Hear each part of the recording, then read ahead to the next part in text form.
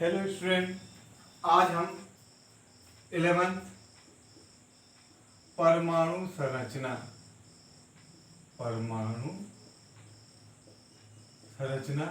Atomic structure, इसमें हम पढ़ेंगे क्वांटम संख्याएं ज्ञात करना। सोडियम Na 11, इसका इलेक्ट्रॉनिक विन्यास होता है 1s2, यही लिख देता हूँ 1s2, 2s2, 2p6, 3s1। ये हुआ 1s, ये हो गया 2s, ये हो गया 2p, ये तीन है, 1 2 3 मिले हुए 2p और 3s, 1s, 2s, 2p और 3s।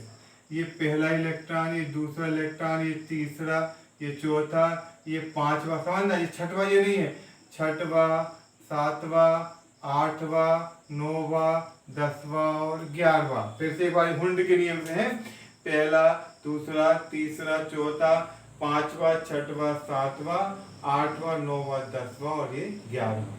ये हुआ Na के 11 इलेक्ट्रॉन। अब हमें इनमें इनकी निकालना है चारों क्वांटम संख्याएं। तो पहला इलेक्ट्रॉन मैंने लिखा N, L, M और S, मुख्य क्वांटम संख्या, एजीमुथल क्वांटम संख्या, चुंबकीय क्वांटम संख्या और चक्रण क्वांटम संख्या। एक बार पुराना देखो, N मुख्य क्वांटम संख्या K, L, M, N, 1 2 3 4, ये सबको पता होना चाहिए कि मुख्य क्वांटम संख्या K, L, M, N बराबर 1 2 3 4। अब दूसरा L एजीमुथल क्वांटम संख्या S, P, D, F 0 1 2 3। पहले कोष में है तो n का मान 1, दूसरे कोष में n का मान 2, तीसरे कोष में n का मान 3 और चौथे कोष में n का मान 4। S उपकोष में है l का मान 0, P उपकोष में l का मान 1, D उपकोष में l का मान 2 और F उपकोष में l का मान 3। ये दो चीज हुई। तीसरी चुंबकीय क्वांटम संख्या M। अब इसमें इतना याद रखना है कि S उपकोष है, इसके लिए L बराबर भी 0 होगा और M बराबर भी 0 होगा। यदि उपकोष P है तो L बराबर होगा 1 और M बराबर होगा -1 0 + 1। यदि D उपकोष है तो इसके लिए L बराबर होगा 2 और M बराबर होगा -2 -1 0 + 1 + 2। इतनी चीज हमें याद होना आवश्यक है, ये इसके बैक में, इतनी चीज हमें पता होना जरूरी है। अब हमें निकालना है सोडियम के चारों इलेक्ट्रॉनों की सोडियम के पूरे 11 इलेक्ट्रॉनों की चारों क्वांटम संख्या N, L, M और S। और ये इलेक्ट्रॉन जो पहला ये है बेटा पहला इलेक्ट्रॉन, N निकालना है तो ये क्या है, कौन से कोष में है, पहले कोष में है और S उपकोष में है। पक्का है, पहला कोष और S उपकोष। तो पहला कोष मतलब 1, S उपकोष मतलब 0।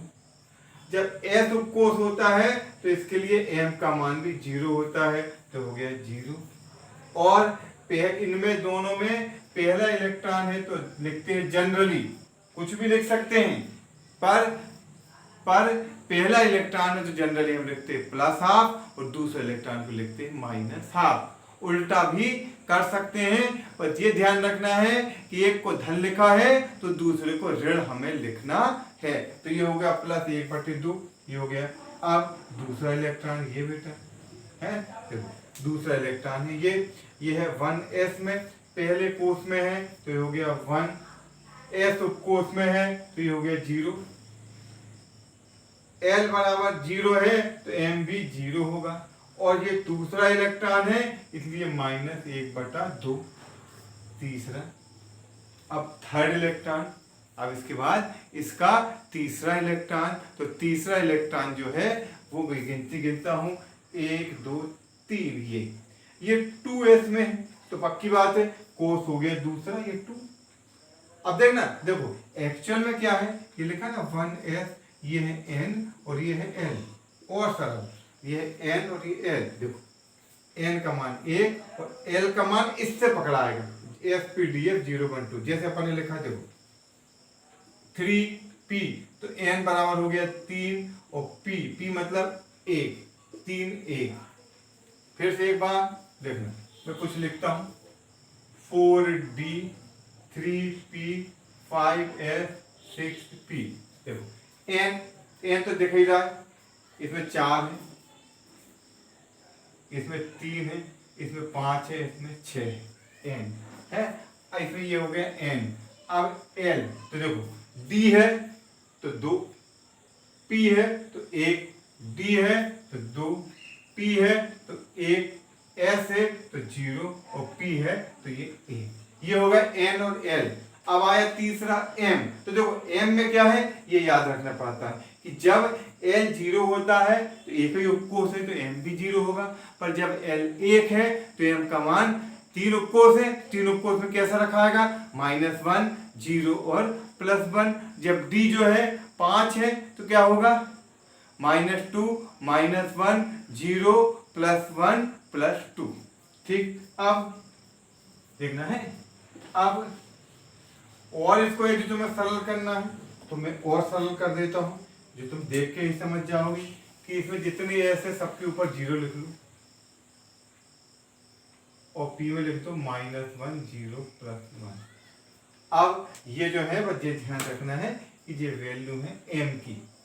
अब देखो अब कुछ नहीं है, देखो तीसरा इलेक्ट्रॉन ये 2 मतलब 2, s मतलब 0, इसके ऊपर 0 रखा ये m का मान, पहला इलेक्ट्रॉन है तो +1/2, चौथा ये इलेक्ट्रॉन 2s ये 2, s ये 0, ये 0 तो ये भी 0 और दूसरा इलेक्ट्रॉन है तो -1/2, ये हो गया चौथा है। पांचवा इलेक्ट्रॉन ये वाला है बेटा, ये 5, 1 2 3 4 ये 5, 2p में है ये पूरे 6 जो है वो 2p में है, 6 जो है वो 2p में है तो ये 2p में है तो हो गया 2 और p मतलब 1। अब ये पहले में है इसको लिखो -1, इसको अपन बदल भी सकते हैं, इससे कोई फर्क नहीं पड़ता, -1 और पहला इलेक्ट्रॉन है तो हमने लिख दिया +1/2। अब छठवा ये ध्यान रखना, छठवा ये नहीं है, छठवा ये है। क्यों? क्योंकि हम हुंड के नियम से भरते हैं तो हुंड के नियम से ही गिनते हैं। तो भरेंगे कैसे इसको 1 2 3 4 5 6 7 8 9 10। तो छठवा इलेक्ट्रॉन 2, p मतलब 1, ये 1 है, इसके ऊपर क्या लिखा है 0 और पहला इलेक्ट्रॉन है तो +1/2, तो हो गया 210 +1/2। ये हो गया बेटा 6 इलेक्ट्रॉन है। अब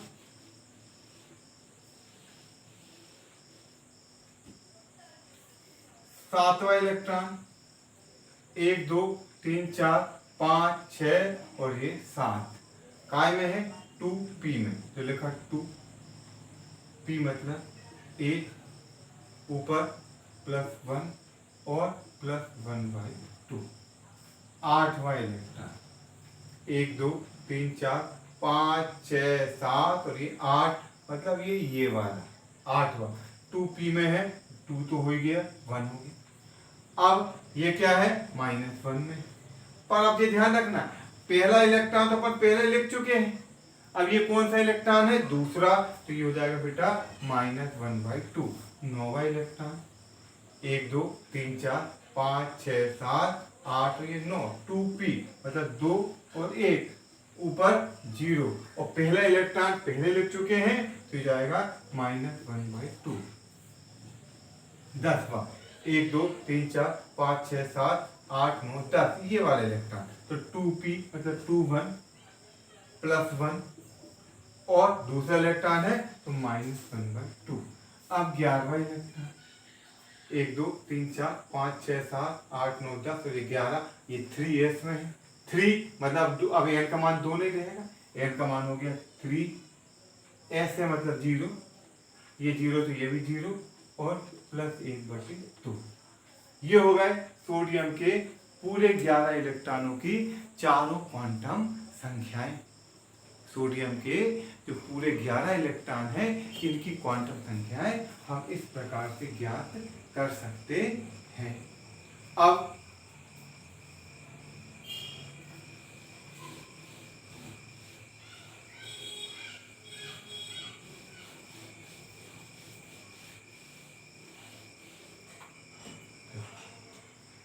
क्लोरीन के 17, दूसरे, चौथे, छठवें, 8वें, 9वें, 8वें, 10वें, 12वें, 14वें और 16, मतलब जितने भी सम संख्या है उन नंबर की क्वांटम संख्या है। तो पहले लिखा मैंने 1s2, 2s2, 2p। चलो मैं बनाता हूँ।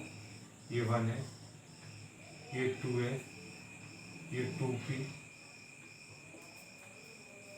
ये 3s और ये 3p। 1s, 2s, 2p, 3s, 3p। 17 होते हैं। 1, 2, 3, 4, 5, 6, 7, 8, 9, 10, 11, 12, 13, 14, 15, 16 और ये 17।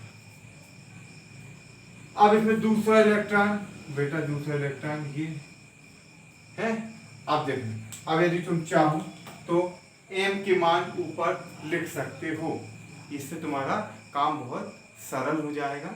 m के मान हमने ऊपर लिख दिए तो हमें पता है s उपकोष के लिए m के मान होता है 0, -1 0 +1, -1 0 +1।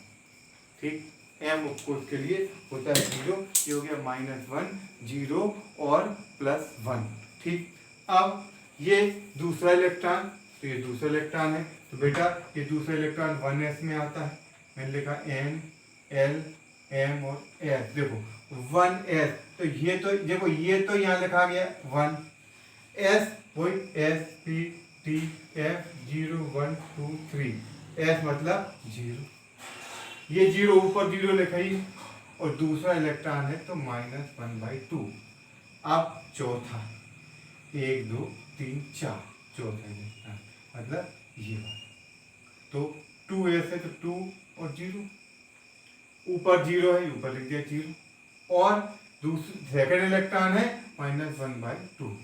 फिर छठवा है ना, 1 2 3 4 ये 5, और ये छठवा ये नहीं, छठवा ये है ये वाला छठवा, तो 2 1 2p मतलब 2 1, ऊपर लिखा है 0 और +1/2। अब बेटा आठवां 1 2 3 4 5 6 7 और ये 8 है, 1 2 3 4 5 6 7 और ये 8, 8 मतलब 2 1 तो हो गई, ये वाला है मतलब -1, और ये सेकंड इलेक्ट्रॉन है -1/2।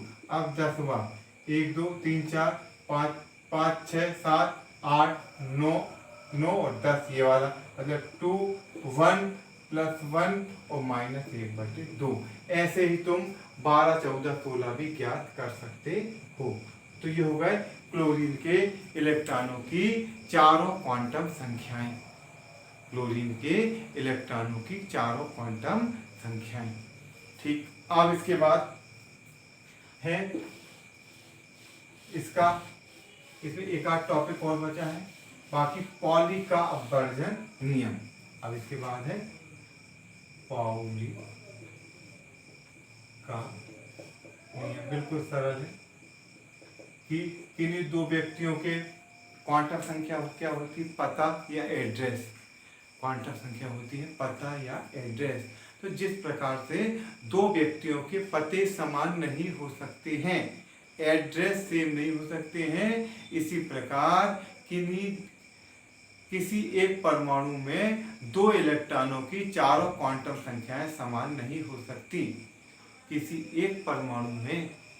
परमाणु में दो इलेक्ट्रॉनों की चारों क्वांटम संख्याएं समान नहीं हो सकती। एक परमाणु में दो इलेक्ट्रॉनों की चारों क्वांटम संख्याएं समान नहीं हो सकती। इसे कहते हैं पॉली का अपवर्जन नियम।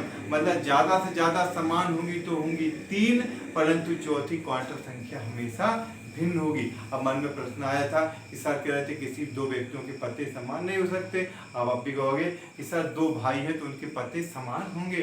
नहीं बेटा, पते अलग अलग ही होंगे, क्योंकि उनके दोनों के भाइयों के नाम अलग अलग होंगे। उनके नाम तो अलग होंगे। जब नाम मतलब पहली चीज आ गई, एक में लिखा आएगा राजकुमार तो दूसरे में लिखा आएगा राम कुमार, दोनों अलग अलग हो गया। भले नीचे का पूरा पता समान है पर वो व्यक्ति अलग अलग है। इसी तरह इसमें भी जो किसी एक परमाणु में दो इलेक्ट्रॉनों की चारों क्वांटम संख्याएं समान नहीं हो सकती। ज्यादा से ज्यादा समान होगी तो 3 होगी, परंतु चौथी क्वांटम संख्या हमेशा भिन्न होगी। इसे कहते हैं पॉली का अपवर्जन नियम। किसी एक परमाणु में दो इलेक्ट्रॉनों की चारों क्वांटम संख्याएं समान नहीं हो सकती। इसका उपयोग हम करते हैं किसी अनुप्रयोग में, किसी कोश में अधिकतम इलेक्ट्रॉनों की संख्या ज्ञात करने में, या किसी उपकोश में अधिकतम इलेक्ट्रॉनों की संख्या ज्ञात करने में। किसी उपकोश में कितने अधिकतम इलेक्ट्रॉन हो सकते हैं ये संख्या ज्ञात करने में, या किसी उपकोश में अधिकतम इलेक्ट्रॉन कितने हो सकते हैं ये संख्या ज्ञात करने में पॉली के अपवर्जन नियम का उपयोग किया जाता है। तो ये हुआ, क्या हो गया कि किसी परमाणु में दो इलेक्ट्रॉनों की चारों क्वांटम संख्याएं समान नहीं हो सकती। किसी परमाणु में दो इलेक्ट्रॉनों की चारों क्वांटम संख्याएं समान नहीं हो सकती। इसे कहते हैं पॉली का अपवर्जन नियम। ठीक, ओके बेटा, थैंक यू।